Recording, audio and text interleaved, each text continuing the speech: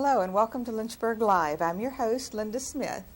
The holidays are behind us, and if you're like me, you've probably put on a few pounds with all of the wonderful holiday food that's around.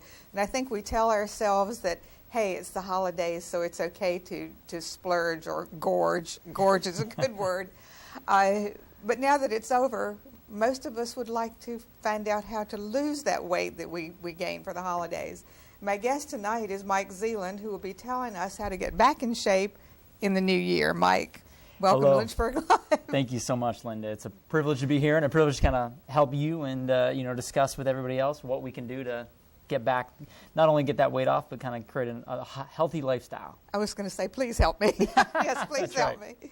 All right, will you tell our audience where you work Sure. and what you do? Absolutely, yeah. I work at a personal training studio in Windhurst in Lynchburg. It's called Get Up, and that has several different meanings to it, but one of the biggest ones in relation to what we're talking about tonight is just get up and move and be healthy and fit. Right. So, yeah. I think that's cool, and you had told me that this is your business, that you own this business. It is, yeah. It's a business sold, but I work independently there as a trainer. I work by appointment and just work with people who are, similar to what you stated, just wanting to be healthier, achieve either weight loss goals or movement fitness goals. And this business has been up and running how long? I'm just newly into this new business, 3 months. All right, now you're a personal trainer. Right. I am. Can you tell us what a personal trainer does? Yes. I mean, I know that's a broad question. That's such a broad question. A personal trainer is the best way to describe overall in a general census is it's pre or post therapy or anything that has to do with rehab. So pre meaning prevention. That could be weight loss. That could be just getting stronger. Or it could be preparing for an athletic event, very sport specific. Or it could be post-rehab, meaning once you're released from therapy to get you to kind of continue into more of a maintenance program and then again to prevent something else from happening. Is there a difference between a personal trainer and a fitness instructor? Because that always confuses me. Sometimes. Usually, a personal trainer, it kind of depends on the gym. Overall, the answer is yes. A personal trainer is going to have a personal training certification, which there can be many certifications out there, some reputable, some not. There's a few gold standards like the American College of Sports Medicine, National Academy of Sports Medicine, NSCA. There's a few really reputable ones, and there's a lot of other ones that are just out there that's more or less a piece of paper. But a fitness instructor, the difference usually they're kind of the person on the floor, kind of monitoring, make people are safe in a big gym setting and not actually creating one-on-one programs. That's usually the biggest difference is that they don't actually work one-on-one with clients. So what kind of education do you have to do this? To have a nationally certified, reputable certification, you need to have a bachelor's degree related to exercise science, kinesiology, the study of anatomy and movement. Yeah. That's what I was going to ask you. You would have to have some kind of basic or background in anatomy. You do. It doesn't have to be extremely extensive, in terms of that, but how the muscles work, bones, proper movement, specific things, right. And then just the exercise physiology in terms of how we burn calories, aerobic system, anaerobic system, how the body functions, in a fitness environment. Now, do you have to have a state license to do this or You certification? Do not. Yeah, you do have to have a personal certification, personal training certification. And again, you can get those from different places, but one of those nationally recognized organizations is definitely the gold standard. Now, do you have specific clients who come to you because you're you? I do, and I'm blessed to have some clients who they had goals and are between whether it be chemistry or just our goals and timing in life met, but we've definitely developed a relationship. And many of my clients that I've had for 12 to 15 years. Oh, that's wonderful. On a very consistent basis. And sometimes that can be a couple times a week. Sometimes that can be once a week, once a month. Kind of depends on what meets their needs to help achieve their goals. Now, you gear what you do with them with consideration to their age, their general health, what their needs are, and what their goals are, I'm sure.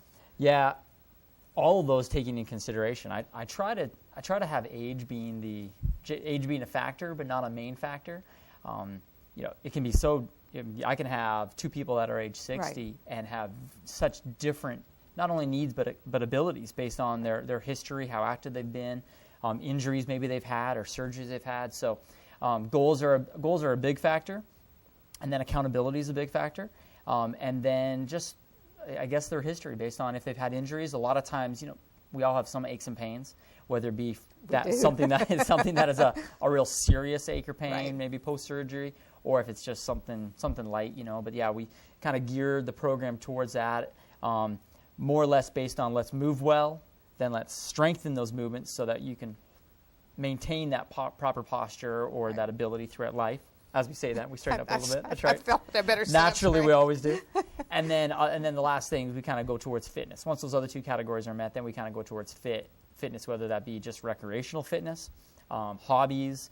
I want to be a runner. I want to be a tennis player. I want to just go hike. But that's kind of the last category after we meet those other two. So you just sort of start out with an orientation and get the feel for what the person, their goals, what they need, Yep. what you think best suits them. Absolutely. It's what I use is an assessment called the Functional Movement Screen. It's from functionalmovement.com. You can go and check it out. It's an internationally known organization, really, who they've developed this functional movement screen. And the great thing about it is that it's very objective. So I'm not just looking at somebody and going, well, you're kind of doing this, or you're that, or I think you're off a little bit. It's very objective criteria to meet. And so that way I measure it against it. And it's not age specific, which is great. And it's not a fitness measurement either. It's not saying right. how many can I do or how strong are you to be. It measures really your mobility and your stability that you need, kind of the basic needs that we all need as humans to just do everyday activities. And from there, that automatically directs me whether I'm going to be heading somebody into, hey, we need to get some increased mobility, flexibility, or this person has some stability, strength areas that are extremely right. weak, or some injuries that show up. There's some pain things that show up, and sometimes that means I need to refer them back to maybe a chiropractor or a therapist or something, or a doctor, to see them first. That's great. And so you do work with the doctors or work with people who refer some people to you. Yeah, for sure. That's Absolutely. great. You definitely want to be, any personal trainer that you work with should be working in conjunction with other health professionals. Personal trainer can't do it all by any means. They're going to be out of their scope of practice. And of course, everybody should have a doctor. Right. And so with that doctor, I have several doctors in town that I've developed great relationships with, that they are my clients themselves. And so they've seen the benefits of having a healthy, consistent movement lifestyle. And they recommend the appropriate clients to come. And do you do stuff like Zumba and weights and that kind of thing? Well, the Zumba, yes. Or Zumba, no. The weights, yes. I just say yes I don't to even Zumba. know what Zumba is If I could dance, I might do Zumba. Zumba's it's kind of based off it's a dance type aerobics, basically. Right. And it can be really high intensity. You have to be coordinated to do it, or you can learn as you go. I'm probably too embarrassed to do it, but everything I do is in a one-on-one or maybe a partner type setting. Right. That's just what I prefer overall.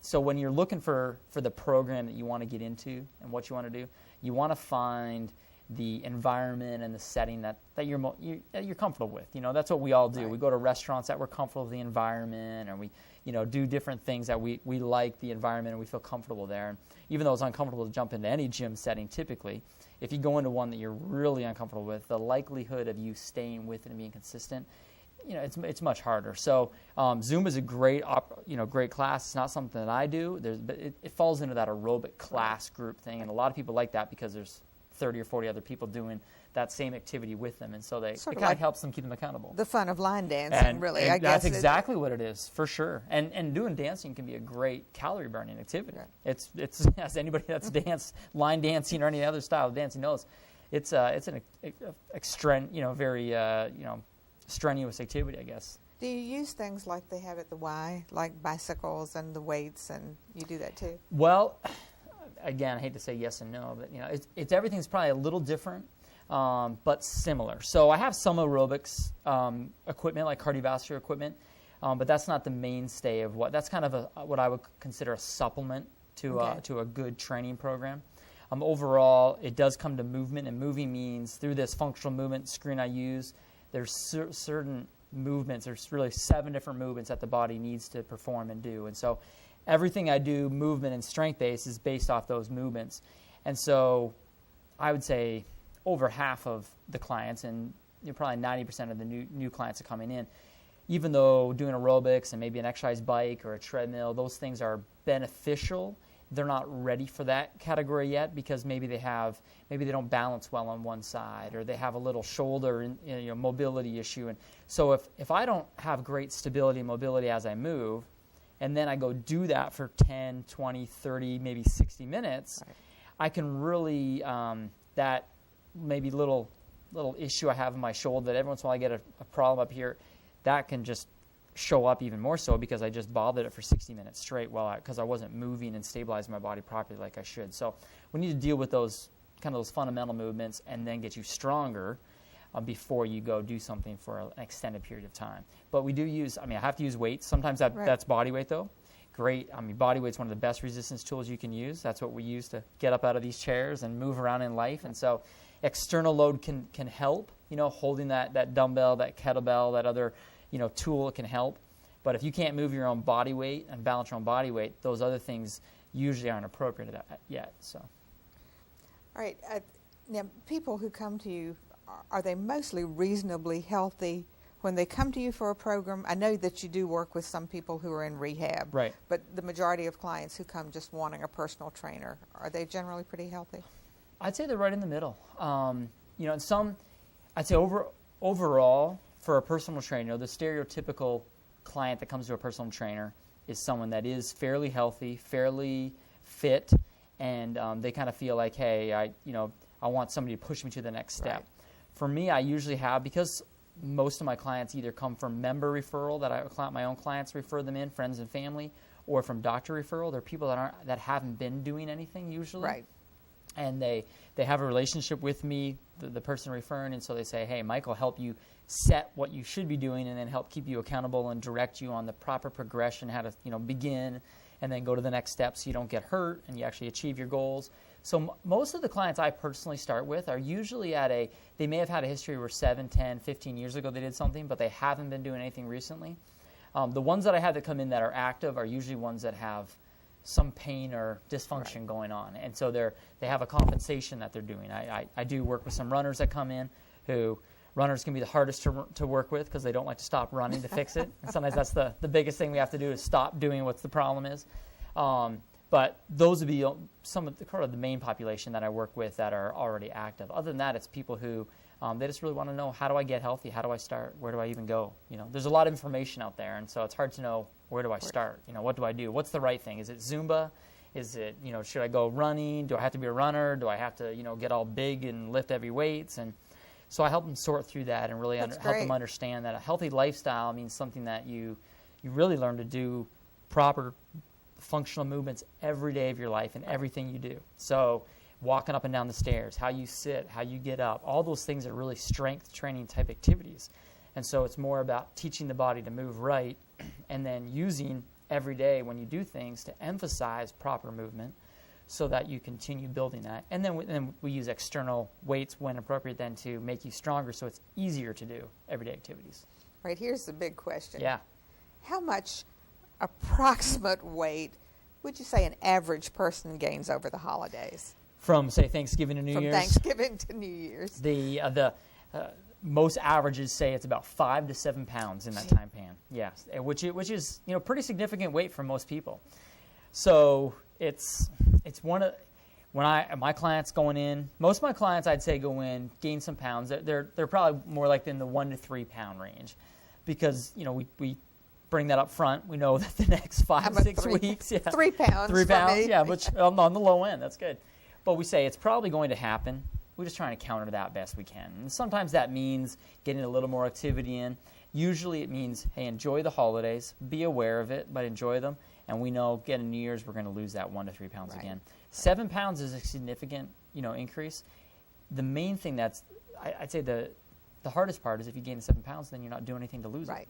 Because that's 7 extra pounds. You're probably going to gain some more this year and then 7 more the following year. And so if you do gain those pounds, it's just you got to get right back on a good routine that you can stick with for the next 12 months versus, 4 to 8 weeks. I know that if you're not motivated, losing 5 pounds is as difficult as 50. Yes. I mean, really, it is. It is. Yeah. It can be, it's that, that idea of how to set goals, and so, if your goal is I have to lose 7 pounds, looking at the same as I have to lose 50, when your only goal you have is that end goal, Right. it's really discouraging when, man, I only lost half a pound, or I went up a pound today. And that scale, everybody's body weight fluctuates 1 to 3% on average every day. Right. So, if I weigh, if I weigh 150 pounds, my body weight's going to go from about 1.5 pounds to what is that? If I can do some quick math, about 4.5 pounds every day.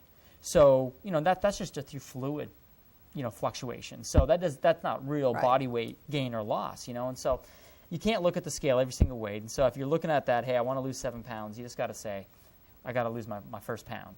Do you think that people are more motivated if they have a personal trainer as opposed to a membership at a club or a Y where you make the decision what time you want to go, Right. as opposed to having a definite Training. appointment? Yep, an appointment.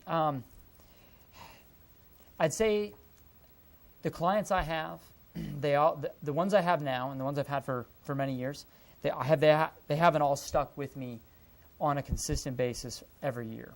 So best way I can answer that is to say you got to kind of figure out what works best for you. And so I have clients that they know after 12 years, I hope I've educated them on how to move well, Right. how to do things. They just know they're probably not going to do it if they don't have that appointment with me. Many of them are successful career people who they've put their focus into their business, and if they don't have an appointment, they're going to stay working. They can't get away from the office. Many of them say they don't tell their staff or their other coworkers where they're going. I have an appointment, and so they head off for that. But you have to find what works. Sometimes it doesn't have to be a personal trainer. Sometimes it can be just a partner, somebody that you have similar abilities, Right. similar goals, and that's going to help keep you accountable. But I know for my clients, even some that have said, hey, I think I'm good after a couple years, and they head off, I usually see them again 6 to 12 months later, and they say, I just haven't stuck with it, And so we just figure that out. That's why I see some people once a week, once a month, 3 times a week, 4 times a week. It depends on how much that accountability they need to achieve their goals. Right. Yeah. You've brought some pictures, Mike. Yeah. Phil, if you'll put the pictures up, we'll get Mike to tell us what they are. So this is my business. This is my logo. I like it. Thank you very much. The get up is an exercise. That's the picture of a get up. So I said, first of all, the name comes from get up, just get up and move. But it also comes from this exercise, which is called the Turkish get up.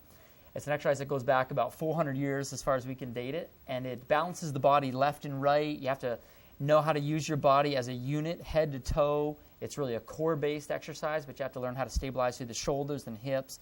And really use your core to steer weight from a lying down position to a standing position. So I kind of like to center things around that movement, and do various abilities in that. So. And you can't get started unless you get up. That's exactly it. That's right. So this kind of goes a little bit with what we talked about. This is just based on the idea that quality has to come up against quantity. So that's where I work on quality movement before we say, hey, get out there and run for an hour. That's where a lot of people just hang it up after that first Right. time of trying to get out there because they feel they have to do it and it hurts. And if you don't move well, then it hurts to move at all. Exactly. And so it's much better. I just like to make a long-term plan. Let's not just get you exercising and get you stronger, but let's make this that you feel better, which is a motivator in itself Right. to continue doing it. So quality has to trump quantity. And this is just a picture of a young man. He's actually an 18-year-old kid, high school basketball player, star on the court. And this is as good as he could squat with his arms raised over his head, and that was the best toe touch he had, My which goodness. are not acceptable at all. Not for that But age. in our athletic and fitness mindset in our culture, he would be considered an athlete and very fit because on the court he looks fit. He could probably do quite a few. He could run fast. I'm sure he could jump really high. He could probably push some good weight, but he can't move well. So that means there's a lot of compensations going on in his body. And I have him up here specifically because he ended up rupturing a disc in his back within goodness. about a year of doing this functional movement screen. And he's taking these movements. He's not from this area. He's from somewhere else. But he, unfortunately, we just base it more on what athletics look like versus how well you move. And so it's just something really good to think about. Move before you worry about how much you do. The next one is, again, very off that same motion. It's just squatting. Squatting is an exercise that most people kind of cringe when I say squats. But you and I both did a squat to sit down, and we're both going to finish a squat to get up. And we all do squats every day, and you want to be able to do a good squat if you want to be independent during your life and for as long as you can be. And so these two people here, you'll see, it's easy to look at, and that's why not just doing squats doesn't change it. You got to change the mobility, flexibility, and I give corrective movements to help change that. The one on the left doesn't look like, well, he doesn't have as good of a squat as the one on the right does. However, down below, you'll see they have the exact same passive movement. So they're on the bottom there, they're both lying on their backs, pulling their knees up. And it's pretty similar movement. So they have good mobility, and it's not about being flexible, because the one on the top kind of looks like he's just tight, he can't get down there. However, it just comes to the way his body and his mind really thinks to move. So he doesn't have good core stabilization. So he's probably doing a lot of stress on his back, upper back, neck to do that. So if he just goes in the gym and does a bunch of squats, especially with weight, to get better, he's going to end up saying, oh, I can't do squats, I hurt my back. Or he's going to end up at his doctor, and the doctor's going to say, oh, no more squats and that because he hurt his knees or his back. So quality movement, again, has to precede how much you do or just doing something to do it. So, and doing it right. And doing it right. And then there's different little assistance tools that we use to say, okay, and teach the body how to do it right. So then that brings us to this pyramid idea, and I kind of alluded to this in the beginning, just about movement and then performance, which would be strength or developing that, and then the skill. Skill being, usually a hobby or maybe an athletic event, playing basketball, playing golf, whatever. But the base of the pyramid needs to be how well you move, and that's what everything bases off of. So, even if you're doing a sport, how well, like that basketball player that we had up two slides ago, how I alluded to that, that's his movement that he did on his skill in his basketball was his skill could only do what his movement allowed him to do, right? That's kind of the base that he could work off. So the bigger the base, the better movement you have, the more you can work off of strength-wise and then also skill-wise.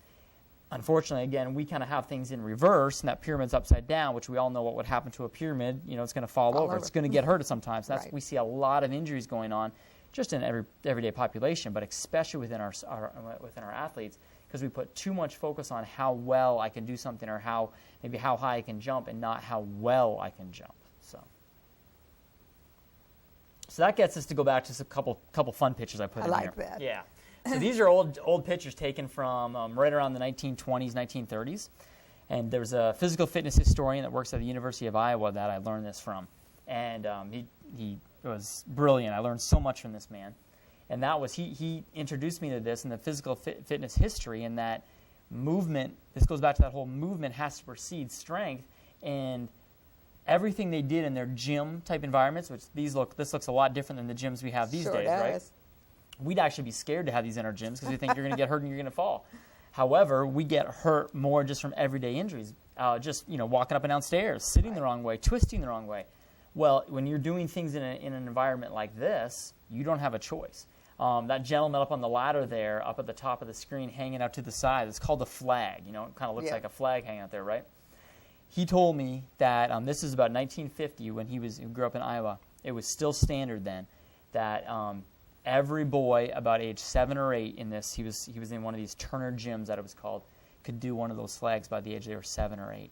And I just think, man, if our kids could do that, we'd have a lot less injuries, and definitely we'd deal with a lot of our obesity and health problems if they were moving like that. So I don't know that gym will ever come back one day, but I sure would love to build one of those sometime. That's kind of a dream of mine. A museum. That's right, exactly, that's right.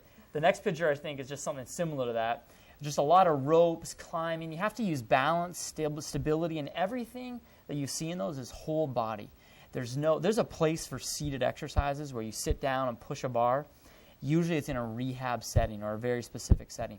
If you can move really well and you can do total body movements like the things in these pictures convey, then it's okay to maybe work on some isolated movements. But there's probably a very small percentage of the population that can do that.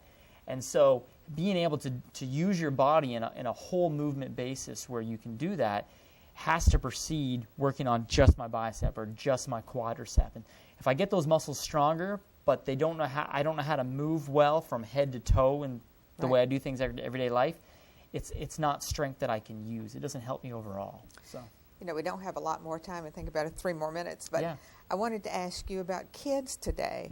I mean, obesity in children.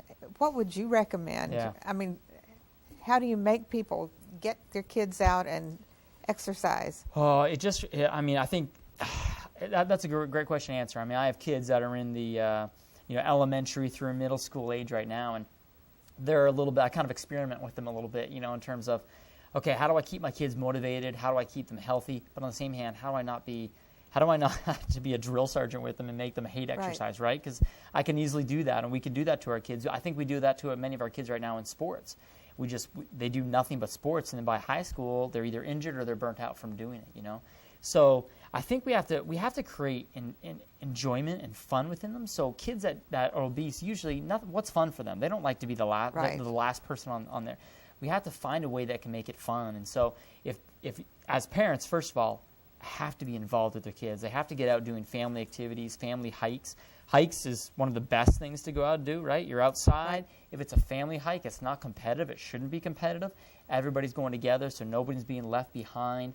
Just introducing kids to, I guess, the variety of activities you can do to have a healthy lifestyle. And make it fun. Make it fun. Mike, I thank you so much. We are out of time almost. Tell me one more time where your studio is. Yeah, I'm located at, it's called The Get Up. It's actually in the top of the Aid Station Running Store, which is on the corner of Northwind Circle and Enterprise Drive in Windhurst, right in the center of Lynchburg. Thank you so much. I appreciate you coming. Thank you, Linda. Great. Glad to be here. I hope you've enjoyed tonight's show and will join me in attempting to reach my exercise potential and weight goals in 2014. My next show will feature PetSmart and all the wonderful things that they do in our community. Thank you for watching. Have a wonderful evening. Good night.